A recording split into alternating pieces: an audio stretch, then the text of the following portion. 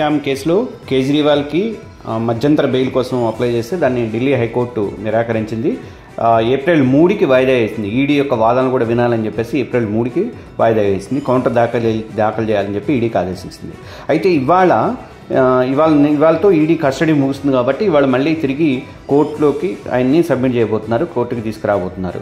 ఇవాళ కోర్టులో కేజ్రీవాల్ నిజానిజాలన్నీ బయటపెడతారు. అసలు లిక్కర్ స్కామ్కి సంబంధించి అప్పుడు ఏం జరిగింది, ఆ డబ్బులు ఎక్కడ ఉన్నాయి, ఇవన్నీ కూడా న్యాయమూర్తి ముందు బయటపెడతారని చెప్పేసి నిన్న కేజ్రీవాల్ భార్య సునీత వెల్లడించారు. రుజువులు కూడా బయటకు చెప్తారు, ఎవరెవరి పేర్లు ఉన్నాయి ఏంటి మొత్తం చెప్తారని. ఇప్పుడు అదే సస్పెన్స్గా మారిందనమాట.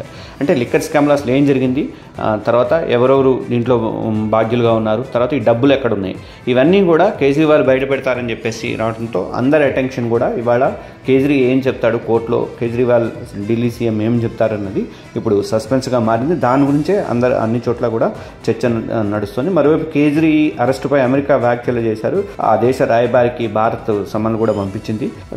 అయితే 5 రోజులు మరి ఇవాళతో ఈడీ కస్టడీ ముగుస్తుంది కాబట్టి మరో 5 నుంచి 7 రోజుల వరకు కూడా కస్టడీ కోరే అవకాశాలు అయితే ఉన్నాయి. కేజ్రీవాల్ని కస్టడీలో మరిన్ని విషయాలు రాబట్టాలి మేము కాబట్టి మాకు కస్టడీకి ఇమ్మని చెప్పేసి కోరే అవకాశాలు అయితే ఉన్నాయి. మరోవైపు ఆపు యొక్క ఆందోళనలు అయితే కంటిన్యూ అవుతూనే ఉన్నాయి. ఇంకా ఆపు కేజ్రీవాల్ని విడుదల చేయాలని చెప్పేసి ఆపు అయితే ఇంకా గొడవలు కంటిన్యూ చేస్తుంది, ఆందోళనలు కంటిన్యూ చేస్తుంది. అయితే కేజ్రీవాల్ ఏం చెప్తారన్నది మరి కాసేపట్లో మనకి తెలియబోతుంది. మధ్యాహ్నం వరకు ఆయన కోర్టులో చెప్పే విషయాలు బయటకు వచ్చే అవకాశాలు ఉన్నాయి.